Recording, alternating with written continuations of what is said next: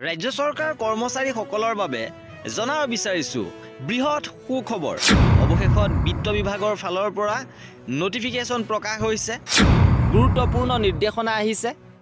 শেহতীয়াভাৱে মুখ্যমন্ত্ৰী মহোদয়ৰ অধ্যক্ষতাত সদৌ অসম কৰ্মচাৰী পৰিষদৰ সৈতে যি আলোচনা অনুষ্ঠিত হৈছিল আৰু এই আলোচনাত যি 8টাকৈ গুৰুত্বপূৰ্ণ সিদ্ধান্ত লোৱা হৈছিল, এই 8টা সিদ্ধান্ত কিদৰে ৰূপায়ণ কৰা হ'ব সবিশেষ বিত্ত বিভাগৰ ফালৰ পৰা নিৰ্দেশনাৰ মাধ্যমেৰে জনাইছে। সবিশেষ আপোনালোকক জনাই দিব বিচাৰিছোঁ। ভিডিঅ'টো প্ৰথমৰ পৰা শেষলৈকে চাই থাকিব। যোৱা ইংৰাজী 11 জানুৱাৰী তাৰিখে অনুষ্ঠিত হোৱা বৈঠকত মাননীয় মুখ্যমন্ত্ৰী মহোদয়ে সদৌ অসম কৰ্মচাৰী পৰিষদৰ দাবী সন্দৰ্ভত যিসমূহ সিদ্ধান্ত লৈছিলে, এই সিদ্ধান্তসমূহ সম্পন্ন কৰিবলৈ সংশ্লিষ্ট বিভাগসমূহক নিৰ্দেশ দিয়া হৈছে। বিত্ত বিভাগৰ অধীনত সংশ্লিষ্ট শাখাসমূহে গ্ৰহণ কৰিবলগীয়া ব্যৱস্থাসমূহ উল্লেখ কৰিছে। ইয়াৰে প্ৰথমটো সিদ্ধান্ত আছিল আকস্মিক মাষ্টাৰ ৰোল আৰু ন্যূনতম দৰমহা স্কেলৰ কৰ্মচাৰীক গ্ৰহণযোগ্য ঘৰ ভাড়া ভাত্তা HRA 50% অনুমতি দিয়া হ'ব আৰু বিত্ত বিভাগে ব্যৱস্থা ল'ব।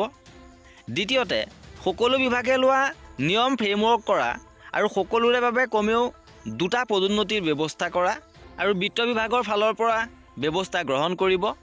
তৃতীয়তে, OPS অনুমতি দিয়া হ'ব সেইসকল চৰকাৰী কৰ্মচাৰীক যিসকলে 1/1/2025 আগতে নিযুক্তি প্ৰক্ৰিয়া আৰম্ভ হৈছিল।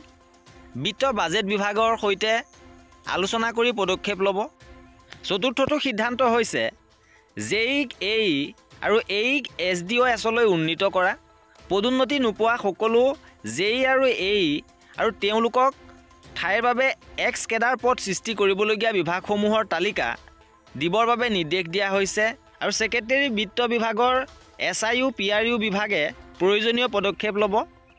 পঞ্চমতে, বৰ্তমান হিতাধিকাৰীসকলে 30 লাখ টকা পৰ্যন্ত ঋণ ল'ব পৰাকৈ আপোন ঘৰ আঁচনি সন্দৰ্ভত নিয়ম সলনি কৰাৰ বাবে কেবিনেট স্মাৰকপত্ৰ উত্থাপন কৰা হ'ব আৰু বিত্ত ANF বিভাগে ব্যৱস্থা গ্ৰহণ কৰিব।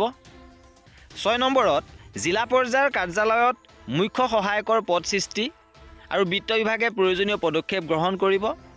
যিবোৰ পদৰ প্ৰয়োজনীয় প্ৰৱেশ পৰ্যায়ৰ অৰ্হতা স্নাতক হ'ব, সেইবোৰ পদক দিব লাগিব স্নাতক স্কেল। বিত্ত PRU বিভাগে ব্যৱস্থা গ্ৰহণ কৰিব। 8 নম্বৰত, বিদ্যালয়ৰ শিক্ষকৰ বাবে আৰ্জিত ছুটি 10 দিনৰ পৰা 30 দিনলৈ বৃদ্ধি কৰা আৰু বিত্ত বিভাগে এই সন্দৰ্ভত ব্যৱস্থা গ্ৰহণ কৰিব। আৰু লগতে উল্লেখ কৰিছে, মাননীয় মুখ্যমন্ত্ৰী মহোদয়ৰ অধ্যক্ষতাত সদৌ অসম কৰ্মচাৰী পৰিষদৰ যি বৈঠক অনুষ্ঠিত হৈছিল, ইয়াৰ সিদ্ধান্তসমূহ উল্লেখ কৰিছে। প্ৰথমটো সিদ্ধান্ত যে 2005 চনৰ জানুৱাৰী মাহৰ পিছত চৰকাৰী সেৱাত যোগদান কৰা কিন্তু 2005 চনৰ জানুৱাৰী মাহৰ আগতে সংশ্লিষ্ট পদসমূহৰ বাবে নিযুক্তি প্ৰক্ৰিয়া আৰম্ভ হোৱা কৰ্মচাৰীসকলৰ বাবে পুৰণি পেঞ্চন আঁচনিৰ সুবিধাসমূহ সম্প্ৰসাৰণ কৰা। দ্বিতীয়তে, অসম চৰকাৰে শ্ৰী জয়ন্ত নাৰ্লিকাৰক লৈ এখন সমিতি গঠন কৰিব।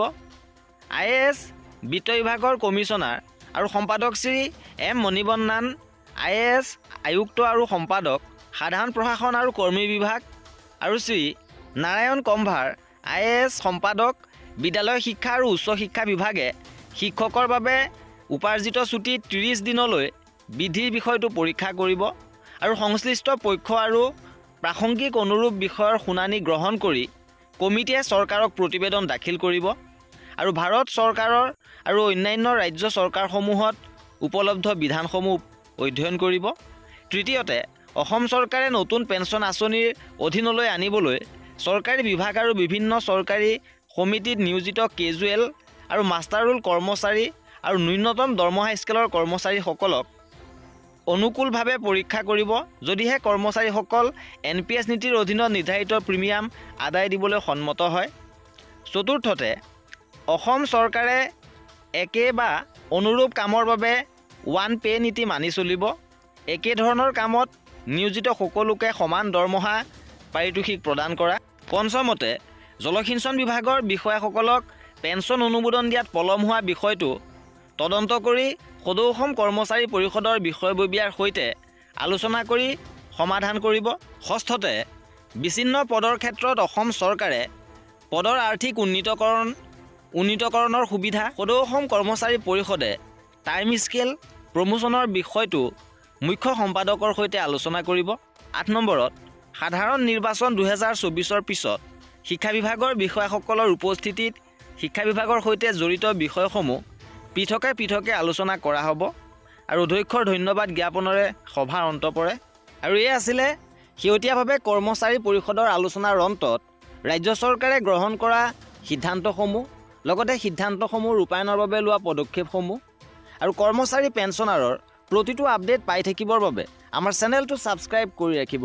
ভিডিঅ'টো শেষৰলৈকে চোৱাৰ বাবে বহুত ধন্যবাদ।